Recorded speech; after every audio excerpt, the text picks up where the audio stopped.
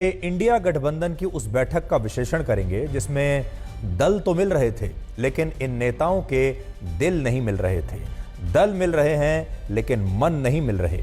इस बैठक को लेकर सबसे बड़ी खबर आज ये है कि गौतम अडानी के मुद्दे पर ममता बनर्जी और राहुल गांधी के बीच मतभेद हो गए हैं और ममता बनर्जी राहुल गांधी से इसलिए नाराज हैं कि उन्होंने इस मुद्दे पर प्रेस कॉन्फ्रेंस करने से पहले गठबंधन के बाकी वरिष्ठ नेताओं से बात नहीं की। आपको याद होगा राहुल गांधी ने कल ही गौतम अडानी के मामले पर एक प्रेस कॉन्फ्रेंस की थी और राहुल गांधी अपने दम पर गौतम अडानी के मुद्दे को लगातार उठा रहे हैं।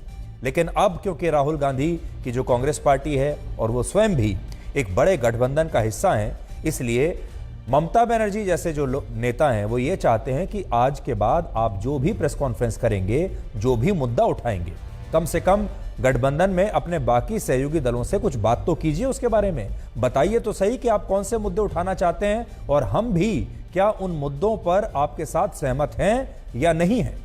तो इस नाराजगी का आज हम आपके लिए एक संपूर्ण विश्लेषण करेंगे, लेकिन इस विश्लेषण की शुरुआत हम दो तस्वीरों से करना चाहते हैं, जिनमें पहली तस्वीर उस समय की है जब विपक्षी दलों की यह संयुक्त प्रेस कॉन्फ्रेंस शुरू हुई थी और उस समय मंच पर पश्चिम बंगाल के मुख्यमंत्री ममता बनर्जी को छोड़कर बाकी सभी दलों के प्रमुख नेता मौजूद थे और यह मंच इन नेताओं से कुछ इस तरह से भरा हुआ था जैसे कि आप इस तस्वीर में देख सकते हैं।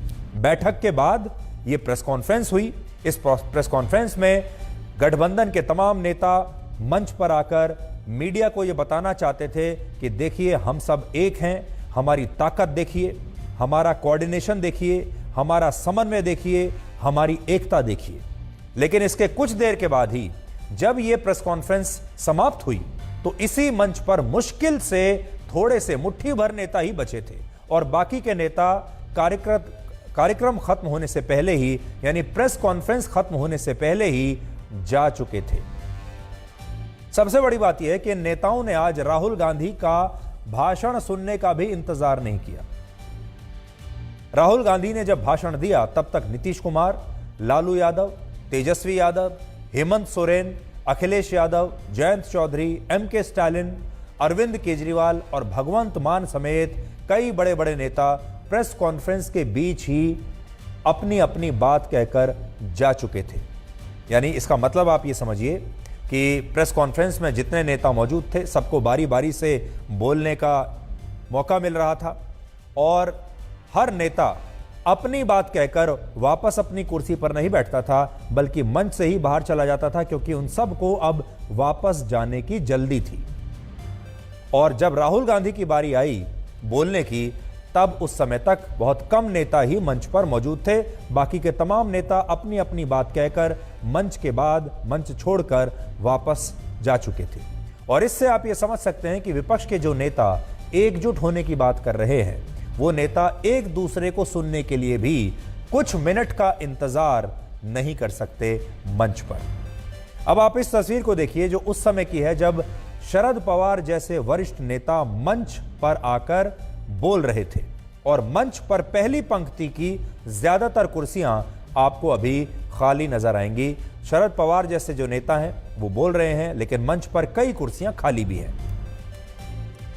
इन कुर्सियों पर कौन बैठा था जो खाली हैं? देखिए, इन पर नीतीश कुमार, लालू यादव, अखिलेश यादव और अरविंद केजरीवाल जैसे नेता बैठे हुए थे। लेकिन इनमें से कोई भी नेता न तो शरद पवार को सुनने के लिए रुका और ना ही इन नेताओं ने राहुल गांधी की भी बात सुनी जब राहुल गांधी ने अपनी बात कहनी शुरू की। और ये एक बड़ी अजीब सी बात है, क्योंकि नेताओं के बीच जो समन्वय है, नेताओं के बीच जो आपसी सद्भाव होता है, समन्वय होता है, वो ये कहता है कि अगर आप एक प्रेस कॉन्फ्रेंस के दौरान मीडिया के सामने एक मंच पर हैं तो कम से कम अपने बाकी साथी जो नेता हैं उनकी बात सुनने के लिए भी आपको रुकना चाहिए। लेकिन ये नेता अपनी बात कहकर सीधे सीधे बाहर निकलते चले गए और अपने साथी नेताओं की बात सुनने के लिए मंच पर नहीं रुके। हो सकता है इनमें से किसी नेता को शायद कोई बहुत ज़रूरी काम हो, इमरजेंसी में वहां से जाना पड़ा हो, लेकिन ज़्यादातर नेता ही अपना भाषण देने के बाद इस मंच से चलते चले जाएं। ये एक ऐसी चीज़ है जो इस गठबंधन की एकजुटता को लेकर थोड़ा सा संदेह पैदा करती है। अगर इसको रिवाइंड करने का मौका मिले तो हम ये कहेंगे, हम ये चाहेंगे कि जो नेता अपनी अपनी बात कहकर एक एक करके मंच से खिसकते जा रहे थे, इन तमाम नेताओं को रुकना चाहिए था और जब तक कि आखिरी नेता मंच से अपनी बात ना कह लेता तब तक बाकी सब नेताओं को मंच पर टिके रहना चाहिए था, थोड़ा सा पेशेंस दिखाना चाहिए था, लेकिन ऐसा हुआ नहीं। मुंबई में ये जो प्रेस कॉन्फ्रेंस है ये 80 मिनट तक चली और 80 मिनट के बाद जब ये प्रेस कॉन्फ्रेंस समाप्त हुई तब आखिर में मंच पर कौन बचा था?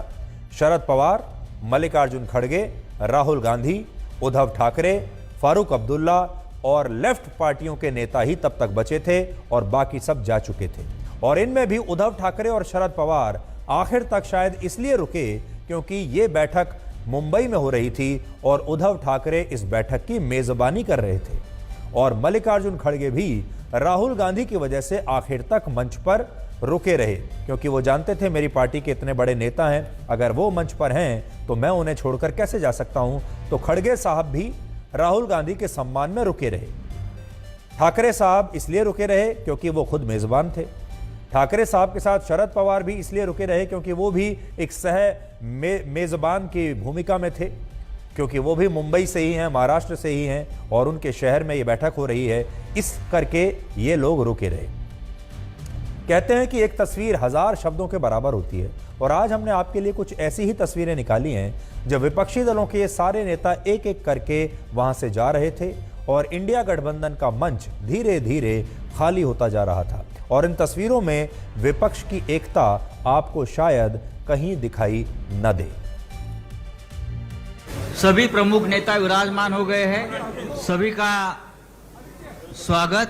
इस विशाल मंच पर लगभग सभी 28 पार्टीज के प्रमुख नेता, 6 राज्यों के मुख्यमंत्री इस बैठक में शामिल हो गए। इंडिया के विरोधी दल में घबराहट हो रही है, तो ये जो डर है सब लोगों को हम एक विश्वास दिलाना चाहते हैं कि डरिए मत। भय मुक्त भारत के लिए हम सारे लोग इकट्ठा आए हैं। सबका उद्देश्य एक ही है कि महंगाई को कैसा कम करें। तो आप सब लोगों को मालूम है कि आज तीसरी मीटिंग हुई है। அது அரசு நிகழ்ச்சியா இருந்தாலும் சரி, கட்சி நிகழ்ச்சியா இருந்தாலும் சரி, விடைபெறுகிறேன். நன்றி, வணக்கம்.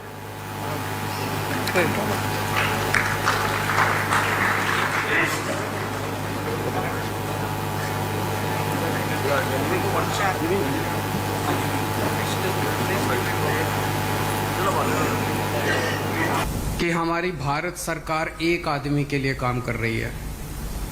हम अपील कर रहे हैं इसरो के वैज्ञानिकों से, अपने देश के वैज्ञानिकों से कि भाई मोदी जी को अब सुजलोक पर इनको पहुंचा।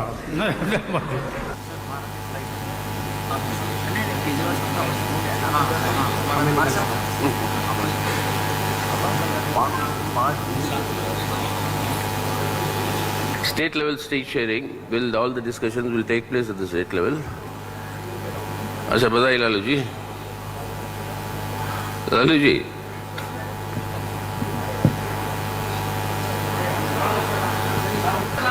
लाल सलाम कह रहे हैं ना, ये that is economic, social and political, that justice for all. The most important thing to understand is that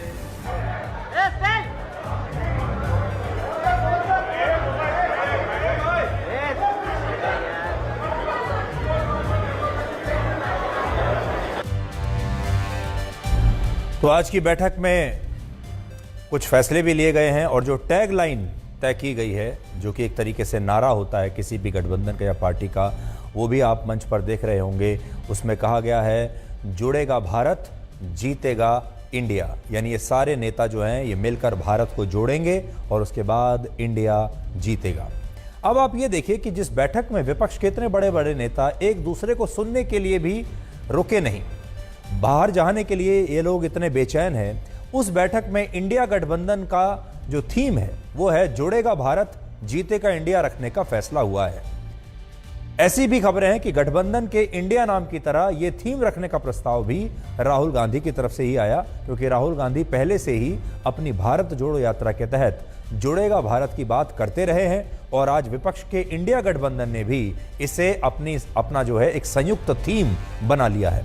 और विपक्ष की आज की इस बैठक में एक बड़ा फैसला यह भी लिया गया कई फैसले लिए गए असल में, और वो फैसले ये हैं कि सभी 28 विपक्षी दलों ने सर्वसम्मति से अलग अलग 5 कमेटियों के लिए अपने अपने सदस्यों के नामों का आज ऐलान कर दिया है। कमेटियां बनाई गई हैं, कोऑर्डिनेशन कमेटियां बनाई गई हैं। इनमें पहली और प्रमुख कमेटी है कोऑर्डिनेशन कमेटी, जो चुनावों के लिए इन सभी 28 विपक्षी दलों के बीच तालमेल बनाने का काम करेगी, और सीट शेयरिंग का फॉर्मूला भी यही कमेटी तय करेगी। इसमें बड़े बड़े नाम हैं, आप देख लीजिए। इसमें शरद पवार को रखा गया है, तेजस्वी यादव को रखा गया है, और भी बड़े बड़े नेताओं को रखा गया है।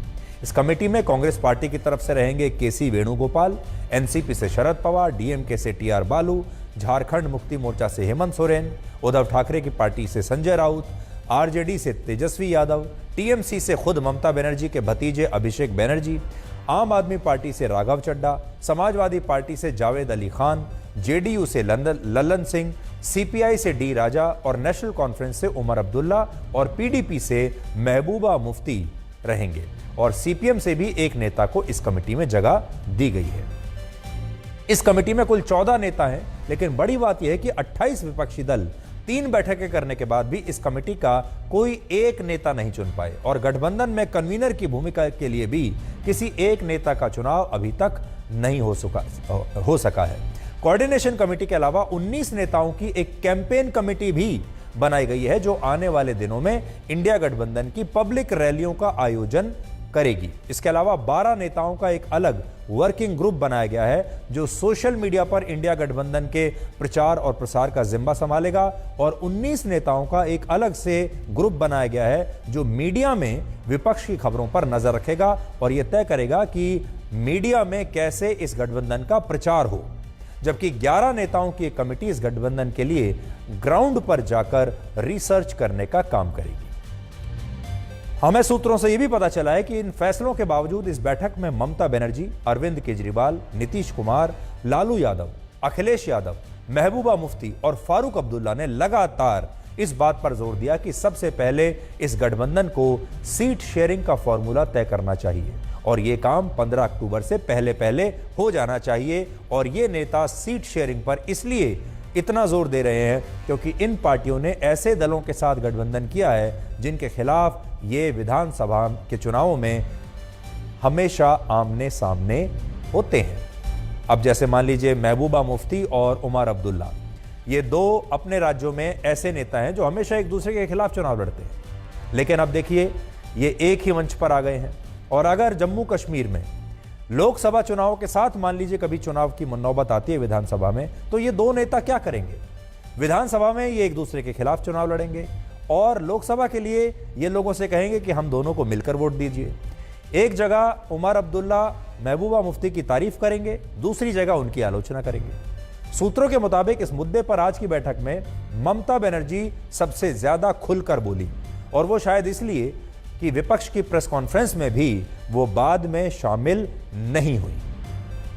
इसके अलावा हमें यह भी पता चला कि ममता बनर्जी इस बात से नाराज थीं कि राहुल गांधी ने बिना विपक्ष के नेताओं से चर्चा किए गौतम अडानी का मामला मीडिया में फिर से उठाया, और अब खबरें हैं कि इस मुद्दे पर इंडिया गठबंधन में भी एक दरार आ गई है। तो सोचिए ये भी कितनी दिलचस्प बात है कि गौतम अडानी का मुद्दा, जिसे राहुल गांधी अपना नंबर 1 मुद्दा मानकर इस समय चल रहे हैं, सबसे ज्यादा उन्होंने जोर शोर से इस मुद्दे को उठाया है, लेकिन गठबंधन में ही कई ऐसे नेता हैं जो गौतम अडानी के मुद्दे को नहीं उठाना चाहते।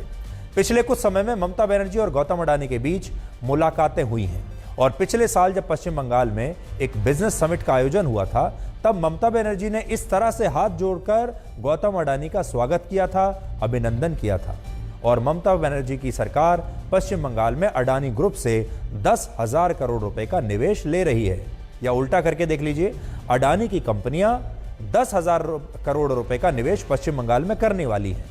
और यही वजह है कि ममता बनर्जी इस मुद्दे पर राहुल गांधी से नाराज हैं, क्योंकि वो जरूरी नहीं कि राहुल गांधी इस मुद्दे को उठाना चाहें, लेकिन ममता बनर्जी के संबंध गौतम अडानी से अच्छे हैं और वो उनके राज्य में एक बहुत बड़े इन्वेस्टर हैं। तो फिर ममता बनर्जी ये मुद्दा खुद कभी नहीं उठाना चाहेंगी। इसी मुद्दे पर आपको याद होगा शरद पवार भी राहुल गांधी के साथ नहीं है, और वो पहले भी ये बात कह चुके हैं कि अडानी मामले में जेपीसी जांच की मांग का वो समर्थन नहीं करते। शरद पवार और अडानी के बीच इसी साल कई मुलाकातें हुई हैं और ऐसा माना जाता है, इन मुलाकातों की तस्वीरें भी आपने देखी होंगी, और ऐसा माना जाता है कि गौतम अडानी और शरद पवार के बीच भी बहुत मधुर संबंध है। इतने मधुर कि शरद पवार चुनाव में गौतम अडानी का मुद्दा नहीं उठाएंगे। यानी इस मुद्दे पर, गौतम अडानी के मुद्दे पर विपक्षी गठबंधन में दरार आ गई है और यह दरार ममता बनर्जी की नाराजगी से काफी गहरी हो सकती है। इंडिया गठबंधन की अब तक 3 बैठकें हुई हैं, जिनमें पहली बैठक में अरविंद केजरीवाल नाराज हुए थे और प्रेस कॉन्फ्रेंस में शामिल नहीं हुए। दूसरी बैठक में नीतीश कुमार नाराज हो गए थे, वो भी प्रेस कॉन्फ्रेंस में शामिल नहीं हुए थे। हालांकि उन्होंने बाद में कहा था कि उन्हें जल्दी थी, उन्हें कहीं और जाना था, उन्हें फ्लाइट पकड़नी थी। और तीसरी बैठक में अब ममता बनर्जी नाराज हो गई और वो भी आज प्रेस कॉन्फ्रेंस में शामिल नहीं हुई। आज राहुल गांधी ने भी खुद ये बात मानी कि इंडिया गठबंधन में नेताओं के बीच मतभेद हैं, लेकिन इन मतभेदों को कम करने की पूरी कोशिश चल रही है। I can say with confidence that these 2 meetings have done a huge amount in building the rapport between all the leaders and ensuring that all of us work together as one. I can see that there is flexibility among all the leaders in the way we are approaching things. There are differences, of course, but I am extremely impressed by the way those differences are minimized and ironed out. Congress party के बारे में आप एक चीज समझिए, जब UPA का गठबंधन हुआ करता था तो उसमें कांग्रेस पार्टी सबसे बड़ी पार्टी थी और एक तरीके से यूपीए को वही चलाती थी और सोनिया गांधी यूपीए की चेयरपर्सन थी। उस समय कांग्रेस पार्टी के नेताओं का जो रुतबा था यूपीए के गठबंधन में वो अलग ही था। वो रुतबा नेताओं जैसा था कि वो असली नेता वो हैं, वो लीड कर रहे हैं, वो गाइड कर रहे हैं, उनका जो रुतबा था वो राजा जैसा था। लेकिन अब इन बदलते हालात को लेकर राहुल गांधी इस बात को अच्छी तरह से समझ गए हैं और अच्छी बात यह है कि कांग्रेस पार्टी के जो 2 नेता या 3 नेता आप समझ लीजिए, जिनमें सोनिया गांधी भी हैं, राहुल गांधी भी हैं और मल्लिकार्जुन खड़गे भी हैं, इन तीनों ही नेताओं ने अपनी ईगो को इन बैठकों में सामने नहीं आने दिया है और वो इस बात पर बहुत आसानी से राजी हो गए हैं कि हम इस बात को बड़ा मुद्दा नहीं बनाएंगे कि सबसे बड़ी पार्टी होने के नाते हम ही लीड करेंगे, हमारे लोग ही सबसे आगे रहेंगे। और ये एक कांग्रेस की तरफ से बहुत बड़ी कुर्बानी है, क्योंकि गांधी परिवार इस बात को समझता है कि किसी भी तरीके से अभी चाहे वो प्रधानमंत्री बने ना बने, नेता बने ना बने, उन्हें इंडिया गठबंधन में कोई भूमिका मिले या ना मिले, सबसे बड़ी चुनौती यह है कि किसी तरह नरेंद्र मोदी को सत्ता से हटाया जाए। एक बार जब वो हट गए तब ये सारे नेता सरवाइव करेंगे, उसके बाद आगे की बाद में देखी जाएगी। अभी की जरूरत यह है कि अपनी ईगो को सामने मत आने दो और गठबंधन को एक करने की हर मुमकिन कोशिश इस समय सोनिया गांधी, राहुल गांधी और मल्लिकार्जुन खड़गे कर रहे हैं। इंडिया गठबंधन की इस बैठक में आज प्रधानमंत्री मोदी पर सबसे ज्यादा हमला हुआ, क्योंकि वही सबसे बड़े नेता हैं। दूसरे नंबर पर जिस पर सबसे ज्यादा हमला हुआ है वो है मीडिया, और विपक्ष के लगभग सभी नेताओं ने मीडिया के प्रति अपनी बड़ी नाराजगी आज जताई और कहा कि मीडिया मोदी के साथ है और इस वजह से विपक्षी दलों को टीवी पर दिखाया ही नहीं जाता। लेकिन आज हमारा भी एक सवाल है। अब आप सोचिए, 9 बजे से लेकर 9:21 हो चुके हैं और हम लगातार अभी तक आपको सिर्फ इंडिया गठबंधन की खबर दिखा रहे हैं। कम से कम इसी एक शो में हम कम से कम उनको 21 मिनट का टाइम लगभग दे चुके हैं। अरविंद केजरीवाल दिल्ली जैसे राज्य के मुख्यमंत्री हैं, जो सिर्फ एक केंद्र शासित प्रदेश है और 543 सदस्यों वाली लोकसभा में उनकी पार्टी का सिर्फ 1 सांसद है। राज्यसभा में 10 सांसद हैं, यानी कुल 11 सांसद उनकी पार्टी के पास हैं। लेकिन इसके बावजूद आज उन्हें प्रधानमंत्री के पद के उम्मीदवार के तौर पर पूरे देश में देखा जाता है। तो ये किसकी वजह से है? ये उसी मीडिया की वजह से है जिसकी अरविंद केजरीवाल आलोचना कर रहे हैं, जिस पर आज सवाल उठा रहे हैं।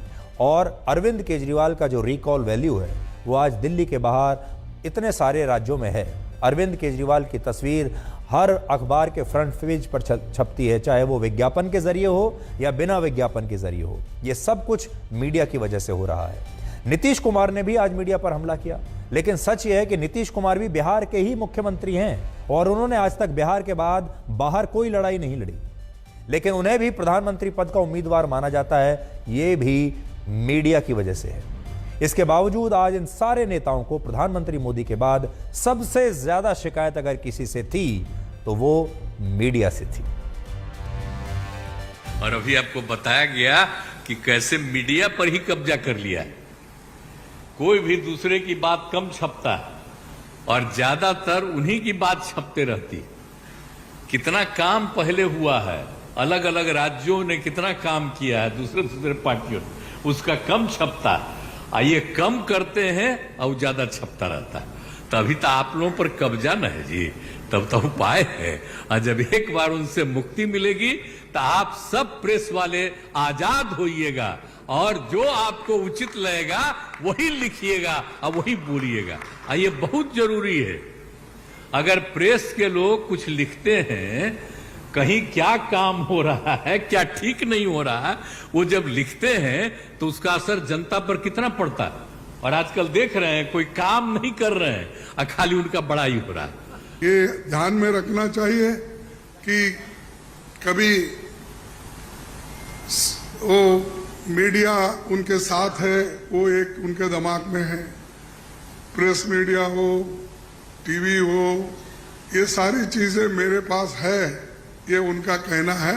और हमको कभी कभी ऐसा दिखता भी है, माफ करो क्योंकि मैं ऐसा बोल रहा हूँ समझ के, आप गुस्से में आके हमारे खिलाफ मत लिखो। तो जो कुछ है वस्तु स्थिति, आपको भी मुंह को ताला लगाया, हाथ बंद दिए आपके भी लिखने के, ये सारी चीजें कर रहे हैं और आहिस्ता आहिस्ता डिक्टेटर के तरफ वो जा रहे हैं। I don't want to comment much about the press. You're also in some ways restricted and chained, and India Alliance is working to free you from your chains. बहुत बड़ी बड़ी ताकतें इस इंडिया अलायंस को तोड़ने में लगेंगी, बहुत बड़ी बड़ी ताकतें। पिछले कुछ दिनों से मैं देख रहा हूं, जबरदस्ती क्या दिखाया जाएगा, इसकी उसके से लड़ाई हो गई, उसकी उससे लड़ाई हो गई, जबरदस्ती दिखाने की कोशिश की जाएगी, जबरदस्ती दिखाने की कोशिश की जाए। मैं पिछली 3 मीटिंग अटेंड कर चुका, मैं आपको पूरी जिम्मेदारी के साथ कह सकता हूं, जितनी अच्छे से और जितने प्यार और मोहब्बत से सारी मीटिंग्स हुई हैं, किसी के साथ लड़ाई नहीं है। और मुझे पक्का विश्वास है आप सभी तो साथ में हैं, क्योंकि आप भी देख रहे हैं, आपके माध्यम से बहुत सारी खबरें हम देख रहे हैं, सुन रहे हैं, कहां क्या कैसे अत्याचार हो रहा है और सरकार जो है कुछ नहीं कर रही है। अब देखिए, सबको मीडिया से नाराजगी है, लेकिन एक सवाल यह भी है कि अगर मीडिया इन नेताओं के बारे में, अगर इन पार्टियों के बारे में, ये जो पार्टियां काम कर रही हैं उनके बारे में नहीं दिखाता है, तो कांग्रेस पार्टी कर्नाटक का चुनाव कैसे जीती? अरविंद केजरीवाल पंजाब का चुनाव कैसे जीते? अरविंद केजरीवाल दिल्ली का चुनाव कैसे जीते? नीतीश कुमार बिहार के मुख्यमंत्री कैसे बने? MK स्टालिन तमिलनाडु का चुनाव कैसे जीते? और इसी तरह के न जाने कितने, आप जानते हैं सब विपक्षी दल। ममता बनर्जी पश्चिम बंगाल में विधानसभा का चुनाव कैसे जीती? अगर मीडिया इनकी बातें नहीं दिखा रहा है, जो ये काम कर रहे हैं वो नहीं दिखा रहा है, तो फिर ये कैसे जीते? इन्हें ये भी सवाल उठाना चाहिए। और ये मीडिया का जो मामला है ये वैसा ही हो गया है जैसे EVM का मामला है। अगर पार्टियां हार जाती हैं तो EVM को दोष देती हैं, जीत जाती हैं तो कहते हैं EVM बिल्कुल ठीक है। इसी तरह जब हारते हैं कहते हैं मीडिया हमारे साथ नहीं है, और जब जीत जाते हैं तो मीडिया के बारे में उनकी राय एकदम बदल जाती है। लेकिन हम आपको ये बता रहे हैं कि हाल के दिनों में विपक्षी दल कहां कहां पर जीते हैं, और अगर मीडिया उन्हें नहीं दिखा रहा होता, उन्हें प्रोजेक्ट नहीं कर रहा होता, तो फिर वो कैसे जीतते? अगर वो यही मानते हैं कि मीडिया के प्रोजेक्शन से ही जीत होती है तब, तो ये एक सोचने वाली बात है। ऐसी भी खबरें हैं कि 2 अक्टूबर को महात्मा गांधी की जयंती पर विपक्षी दल एक बड़े कार्यक्रम का आयोजन कर सकते हैं, और आने वाले दिनों में पटना, दिल्ली और नागपुर जैसे शहरों में इंडिया गठबंधन की संयुक्त रैलियां भी आगे चलकर हो सकती हैं। हालांकि इन रैलियों को लेकर फैसला तो आज की बैठक में होना था, लेकिन प्रधानमंत्री मोदी ने संसद का विशेष सत्र बुलाकर विपक्ष की इस बैठक का एजेंडा बदल दिया, यानी विपक्ष को अस्थिर कर दिया, उनकी उन्हें रणनीति बदलने पर मजबूर कर दिया। और आज इस बैठक में सभी नेता इस बात को लेकर बड़े चिंतित थे कि ये जो संसद का विशेष सत्र सरकार ने बुलाया है, इसके पीछे सरकार की मंशा क्या हो सकती है।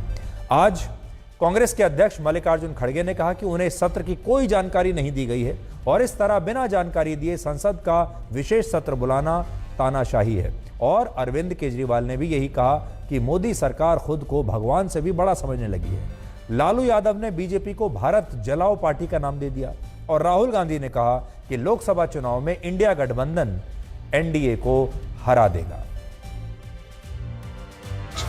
मोदी सडनली और एक बात की कि बिजनेस एडवाइजरी कमेटी को नहीं पूछे, अपोजिशन लीडर को भी नहीं बुलाए, किसी को बुलाए बगैर वो पार्लियामेंट का डेट देकर स्पेशल सेशन बुला रहे हैं। अरे स्पेशल सेशन मणिपुर जल रहा था तो आपने नहीं बुलाया। तो ये देश चलाने की रीत नहीं है। ये आहिस्ता आहिस्ता डिक्टेटरशिप की तरफ जा रहे हैं। इसको ढीला करने की कोशिश मोदी जी कितना भी कोशिश करे, हम वो डरने वाले नहीं है। स्टेज पे जो नेता हैं, जो पार्टीज हैं, वो हिंदुस्तान के 60% लोगों को रिप्रेजेंट करती हैं और अगर हम एक साथ मिलके चुनाव लड़ेंगे तो बीजेपी चुनाव जीत ही नहीं सकती है। और मुझे बहुत खुशी हो रही है कि जो हमारी पार्टीज हैं, जो हमारे नेता हैं, उनके बीच में जो रैपोर है, जो फ्लेक्सिबिलिटी है, वो गहरी होती जा रही है। और मुझे लगता है कि इंडिया अलायंस बीजेपी को चुनाव में आसानी से हरा देगा। इससे ज्यादा अहंकारी सरकार आज तक कभी नहीं हुई और ये लोग अपने आप को भगवान से भी बड़ा समझने लग गए हैं। और जब कोई आदमी अपने आप को भगवान से बड़ा समझने लगता है तो फिर उसका पतन भी जल्दी होता है। मुझे बेहद खुशी है कि इंडिया अलायंस में सब लोग आपस में जुड़ रहे हैं। देश के तमाम लोगों को हर के को खाता खुलवाया कि 5-5 लाख रुपया जमा करें, 15-15 लाख रुपया। हम भी झांसा में आ गए और हमने भी अपना खाता खुलवाया। मेरे 7 बेटियां 2 बेटा और पति पत्नी दोनों मिला के 11 हो जाते हैं। देखा कि भाई 15 से गुना कर दीजिए, पैसा काफी मिल जाएगा। हमने तो पशुपालन में कोई पैमानी शैतानी भ्रष्टाचार नहीं किया जो भ्रष्टाचार नरेंद्र मोदी कर रहे हैं, करा रहे हैं। ये बात भी सच है कि जैसे जैसे हम करीब आते जा रहे हैं, एक कदम आगे बढ़ते जा रहे हैं, तो इंडिया के विरोधी दल में घबराहट हो रही है। और हम सारे लोगों ने तय किया है कि आने वाले चुनाव में हम तानाशाही के खिलाफ लड़ेंगे। एक डर है, मन में डर है, क्या होगा, अब सेशन होने जा रहा है, क्यों बुलाए हैं, क्या होगा, आधी रात कुछ एक घोषणा हो जाती है, आज से ये बंद, आज से ये चालू।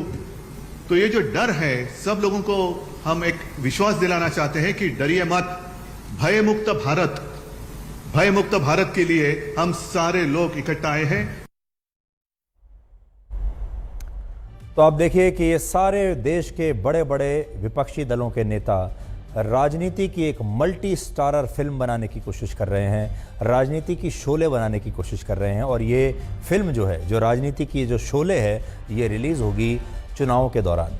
अब ये देखना होगा कि ये जो शोले है विपक्षी दलों के नेताओं की मल्टी स्टारर फिल्म, ये हिट होती है या फ्लॉप होती है। लेकिन कलाकार तो उन्होंने बहुत सारे ले लिए हैं, कलाकार बहुत बड़े बड़े हैं, बड़े बड़े नाम हैं और बड़ी बड़ी पार्टियां हैं। और वो एक साथ एक मंच पर जब आते हैं तो ताकत तो दिखाई देती है, ग्लैमर तो दिखाई देता है, एक स्टार पावर तो दिखाई देती है। लेकिन अब ये देखना है कि बॉक्स ऑफिस पर ये फिल्म कितनी सफल होती है, यानी बैलेट बॉक्स में जाकर ये फिल्म जो है राजनीति की, ये कितनी सफल होती है या नहीं।